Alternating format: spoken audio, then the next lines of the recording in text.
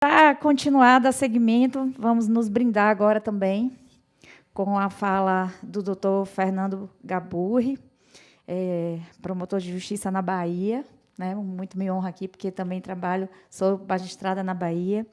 O doutor Fernando é promotor de justiça do Ministério Público da Bahia, mestre pela PUC de São Paulo, doutor pela USP, especialista pelo ERN, professor de Direito Civil da UERN, segundo vice-diretor da Comissão da Pessoa com Deficiência do Instituto Brasileiro de Direito de Família, o IBDFAM, diretor da região Nordeste da Associação Nacional dos Membros do Ministério Público de Defesa dos Direitos dos Idosos e Pessoas com Deficiência, AMPID.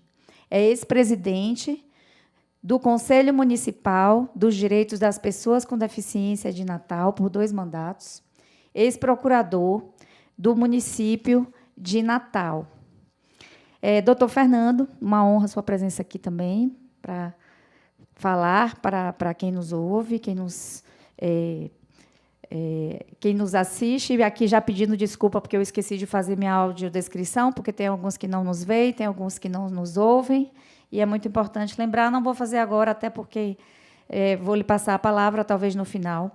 E o senhor está com a palavra, tem 15 minutos, 12 a 15 minutos para falar, e muito obrigada. Muito obrigado. Primeiramente, boa tarde a todos. Eu falo fora do microfone, estou aqui à esquerda da mesa. E eu gostaria também de fazer uma breve autodescrição. Sou um homem branco, tenho cabelos pretos, estou vestindo um terno azul, com a camisa azul e uma gravata azul.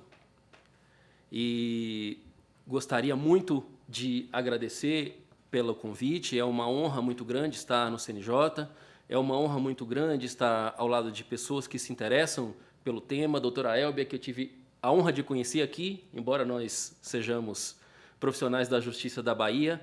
E, neste tempo que eu tenho, gostaria de apresentar alguns slides. Eles são 11, mas são muito rápidos, e o Bruno vai me ajudar. A gente já conversou aqui da forma que nós vamos passar. E eu, por ser pessoa com deficiência visual, estou aqui com o meu computador. O que tem no meu computador é o mesmo que tem nos slides. Então, vamos tentar falar um pouco sobre a atuação do Ministério Público em relação aos direitos das pessoas com deficiência, especificamente das pessoas autistas. Então, já vamos, Bruno, para o nosso segundo slide. A Constituição diz, no seu artigo 127, que o Ministério Público é a instituição permanente, essencial à função jurisdicional do Estado, cabendo-lhe a defesa da ordem jurídica, do regime democrático e dos interesses sociais e individuais indisponíveis. Então, quando nós falamos de direitos de pessoas com deficiência, estaremos falando desses direitos, seja na esfera coletiva, que seriam os direitos sociais, seja na esfera individual, e aí eles se revestem da característica de direitos individuais indisponíveis. No próximo slide, nós temos a Lei 7.853, de 24 de outubro de 89. Vejam, é uma lei publicada há praticamente um ano depois da Constituição de 1988 e que traz previsões muito importantes acerca dos direitos das pessoas com deficiência. Talvez uma das leis mais modernas para a nossa época. Dispõe sobre o apoio às pessoas portadoras de deficiência, sua integração social, sobre a CORDE, e institui a tutela jurisdicional de interesses coletivos ou difusos dessas pessoas, disciplina a atuação do Ministério Público, define crimes e dá outras providências.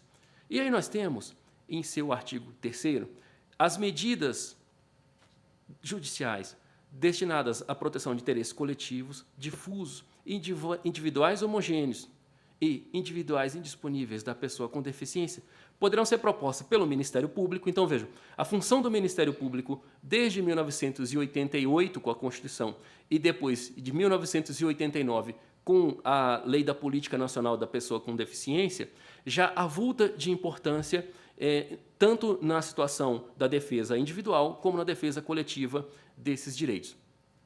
Bom, esse artigo que está aí na tela de vocês está com uma alteração da Lei Brasileira de Inclusão, da LBI, justamente porque incluiu nessa atribuição a Defensoria Pública, que exerce um papel de extrema relevância, como o doutor Rodrigo bem pontuou, na defesa dos direitos das pessoas com deficiência. O nosso próximo slide, nós temos o censo de 2010, 45.606.000 pessoas têm alguma deficiência, ou seja, 23,9% da nossa população. E aí, de deficiência intelectual ou mental, nós temos uma porção de 1,40% dessas pessoas com deficiência, ou seja, desse universo de praticamente 25 milhões de pessoas, 1,4% são pessoas com deficiência intelectual, mas nós não temos, propriamente, uma indicação de quais deficiências intelectuais seriam essas. Quantos dessas pessoas seriam autistas ou teriam outras deficiências, se é que, conforme a palestra anterior, o autismo sempre poderá ser considerado como deficiência. Mas estima-se atualmente que 1 a cada 44 pessoas nasçam com o TEA, que em todo o mundo 70 milhões de pessoas têm a TEA, sendo no Brasil aproximadamente 2 milhões. Nós temos aí a fonte de onde essa informação foi retirada. Aí nós temos no nosso próximo slide que o TEA é considerado um distúrbio do neurodesenvolvimento que tem como característica principal o desvio no desenvolvimento nas relações sociais, apresentando-se, segundo a Classificação Internacional da Doença, o CID, como uma disfunção neurológica de base orgânica com efeitos diretos na linguagem, comunicação e capacidade lúdica. Bom, eu acho que sobre essas características, os palestrantes que me antecederam já bem abordaram, não é necessário que nós voltemos. E um ponto bom de se fazer a palestra por último é que tudo de bom que poderia ter acontecido no evento já aconteceu e eu fico sem responsabilidade nenhuma, porque tudo já deu certo.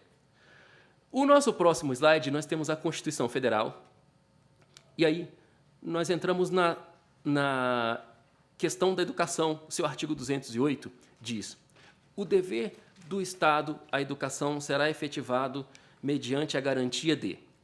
Aí nós temos, inciso 3º, atendimento educacional especializado aos portadores de deficiência, preferencialmente na rede regular de ensino. Precisamos entender essa dicção quando se diz preferencialmente na rede regular de ensino. O que é preferencialmente na rede regular de ensino? O apoio especializado, porque a educação regular só existe na rede regular de ensino. O que pode ser preferencialmente, ou seja, não exclusivamente, na rede regular de ensino, é o atendimento especializado aos portadores de deficiência, essa linguagem da Constituição de 88, sabemos que não é a linguagem correta, mas é o texto de 88 na sua redação original. Na sequência, o nosso 7º slide, nós temos aí a Lei Berenice Piana, em seu artigo 3º. São direitos das pessoas com transtorno do espectro autista. Parágrafo único. Em casos de comprovada necessidade, a pessoa com transtorno do espectro autista, incluídas nas classes de ensino regular, nos termos do inciso 4º do artigo 2º, terá direito a acompanhante especializado. Então, nós percebemos que, quando necessário, ou seja, quando a situação da pessoa, e normalmente é uma criança, nós temos enfocado isso, até porque, pelo menos nos dias atuais, o autismo começa a ser tratado de novo, de criança, e apenas há alguns anos que o autismo não era identificado, então as pessoas eram diagnosticadas com outras situações, ou nem eram diagnosticadas. Então, logicamente, que o foco de todos os estudos, embora não deva ser exclusivo, é voltado para as crianças. E aí nós temos que as crianças, principalmente, mas o aluno, sempre que precisar, terá direito a esse apoio especializado. E aí nós temos o nosso próximo slide. Ao estabelecimento de ensino não basta aceitar o aluno, devendo fornecer toda a estrutura necessária para proporcionar o seu pleno desenvolvimento, inclusive recebendo o profissional de apoio. Nós temos situações de escolas que não recebem o profissional de apoio, mesmo quando ele é pago pelo aluno, pela família do aluno. Nós sabemos que existe essa discussão jurisprudencial de que a escola tem que manter o profissional de apoio. Nós sabemos que houve uma decisão bem recente que entende que essa pessoa, esse profissional de apoio, não precisa ser exclusivo, é uma decisão do STF. Eu não concordo com essa decisão, mas é uma decisão do STF, respeito. Mas o importante é que foi decidido, né, nesse processo que a escola tem que manter. E se ela tem que manter, ela também tem que aceitar o profissional que é trazido para dentro dos seus muros, para a sua intimidade, pela família da criança ou do aluno que custeia essa família. E aí nós temos uma ementa, ela é um pouco grande, eu vou passar para uma parte específica dela. Item 4. Demonstrado nos autos que os menores apresentam transtorno do espectro autista, necessitando de apoio pedagógico e acompanhamento educacional especializado, deve ser mantida a respeitável sentença para que o apelante permita que a psicopedagoga frequente as dependências da escola como forma de assegurar-lhes o acesso à educação inclusiva. Nosso próximo slide. Direito ao apoio do profissional especializado na educação. Eu fui procurador do município, sei como essas coisas funcionam, sei como é difícil para o município trazer esses profissionais para a sala de aula para acompanhar o aluno autista. E o que nós percebemos é que não só as escolas públicas, mas também as particulares, têm a conduta de oferecer um estagiário de pedagogia para acompanhar a pessoa com autismo nas séries iniciais.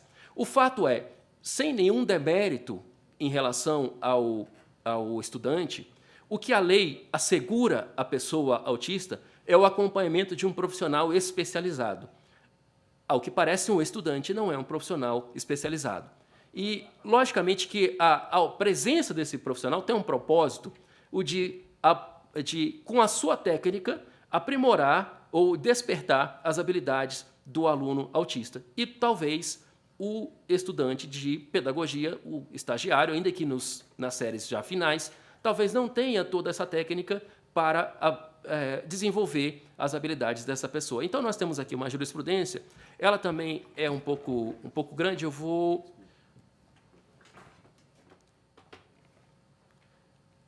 Relatório médico apontando a imprescindibilidade de um infante ser acompanhado por um assistente técnico ou acompanhante terapêutico, AT, com conhecimento da metodologia ABA. Então, essa é a questão. Estabelecimento de ensino da rede pública municipal que apenas disponibiliza um estagiário do curso de pedagogia para acompanhamento do menor. Necessidades especiais da criança que não estão sendo adequadamente atendidas pelo poder público. Bom, e aí a ementa continua, mas o importante é que a gente identifica que os juízes estão entendendo a importância de que este profissional que acompanhe o aluno com autismo seja um profissional especializado. E aí eu tenho o meu penúltimo slide. Foi uma coisa que assim, é para mim um motivo de um grande orgulho ter sido procurador do município por quase 11 anos. Mas eu sabia que eu precisava ingressar no Ministério Público para fazer certas coisas que eu não poderia fazer como procurador do município. E essa foi uma das coisas que mais felicidade me trouxe em minha atuação como promotor de justiça logo no primeiro ano de atuação. O município deve garantir transporte individual para estudante com transtorno do espectro autista, para pai de outra cidade.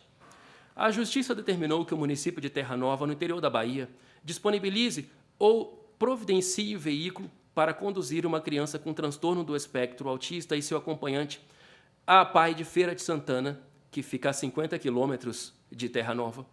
O transporte será de ida e volta 2 vezes por semana, atendendo ao pedido do Ministério Público da Bahia. A Prefeitura disponibilizava para a criança o serviço de uma van usada por pacientes em tratamento de hemodiálise. Havia o desconforto psicológico pela presença de outras pessoas, além do fato de que o veículo não deixa a criança na PAI, deixava nesse hospital de hemodiálise, e aí o pai da criança tinha que pegar um ônibus e ir para a PAI, depois voltar de ônibus para o hospital, para depois que o último paciente lá da hemodiálise fosse atendido, eles voltassem para o município, sendo necessário que ela e o acompanhante peguem transporte extra. As condições eram prejudiciais ao tratamento da criança, que fica agitada onde há aglomeração. A decisão liminar atende ao pedido do promotor de justiça Fernando Gaburri, membro do Instituto Brasileiro de Instituto de Família, IBDFAM, ele pediu o transporte exclusivo à criança de 9 anos, além do transtorno do espectro autista. O assistido tem diagnóstico de déficit intelectual e não se adapta ao transporte com outros passageiros. Na época, nós fomos procurados para falar sobre essa ação e que acabou ficando conhecida em todo o Brasil, e nós explicamos que não é que todas as pessoas têm direito a um transporte exclusivo. Nós ali atendemos, dentro das possibilidades do município, as necessidades específicas de uma criança, que não poderia ser tratada de uma maneira igual se ela era uma desigual e não tinha condições de receber o tratamento em outro município, já que o município de Terra Nova é muito pequeno, sem que fosse proporcionado o transporte adequado à sua situação. E, por fim, o meu último slide, Nada sobre nós sem nós, que é um dos tópicos, a linha O, que está no preâmbulo da Convenção da ONU sobre os Direitos da Pessoa com Deficiência, que diz: considerando que as pessoas com deficiência devem ter a oportunidade de participar ativamente das decisões relativas a programas e políticas, inclusive aos que lhes dizem respeito diretamente. E aí termina essa linha. E com isso, eu agradeço imensamente a possibilidade de, como pessoa com deficiência, integrante do Ministério Público, estar num evento desta magnitude, falando sobre o tema da pessoa com deficiência. Meu muito obrigado.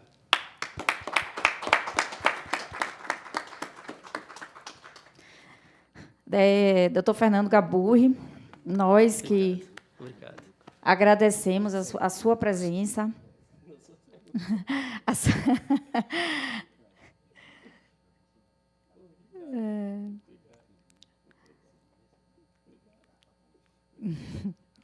Nos emociona, porque é como nós costumamos dizer, a deficiência não nos define. E o senhor demonstra aqui sua total capacidade, sua total legitimidade de uma pessoa com deficiência visual se deslocar e vir falar e contagiar a gente de forma tão brilhante, tão legítima, tão importante, e mostrar como faz a diferença no seu trabalho no Ministério Público, e, inclusive, tendo essa sensibilidade do que o senhor acabou de dizer, de perceber a necessidade específica de uma criança autista, de que ela não poderia estar ali no mesmo transporte com outras pessoas, porque ela tinha uma sensibilidade sensorial que a incomodava, que a agitava, que tinha para ela um custo emocional muito grande e para a sua família. Então, importantíssima a atuação do Ministério Público na provocação, na implementação de políticas públicas através de suas ações, seja como autor, seja como fiscal da lei, seja em saúde, educação. E muito obrigada e parabéns. E o conselheiro também vai fazer aqui lhe dizer um agradecimento. Quisera eu, um dia, que todos os deficientes visuais enxergassem como o senhor. Porque o pior deficiente visual é o que não quer ver, não quer enxergar o que está ali na frente dele. Às vezes, a ciência do direito e a justiça, principalmente a justiça das coisas, ela está ali na nossa frente. E nós, eu não me calo, não. Quem me conhece aqui no CNJ sabe que eu falo alto e faço zoada, como se diz lá no Nordeste. Mas o pior deficiente visual, se é que podemos dizer isso, é o que não quer ver. Ou se vê, faz de conta que não vê. O fato da sociedade, o fato do Poder Judiciário fechar os olhos para essa causa não faz com que a causa deixe de existir. Ela continua existindo, porque ela é uma questão humanitária. E somos todos humanos, pelo menos eu me considero. E o ponto de convergência, o ponto que nos une, independente de partido, independente de raça, independente de credo, de cor, seja o que for, é a questão da saúde. Então, o senhor... Oxe, olha aí. Já estão querendo me excluir aqui, viu? Tá vendo? Então, o senhor nos trouxe luz na escuridão em que hoje estamos.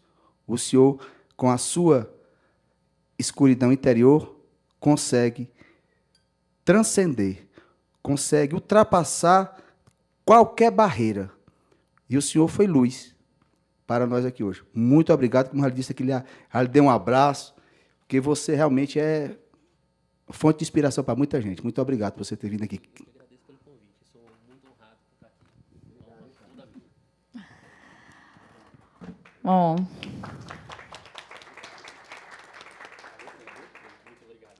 E...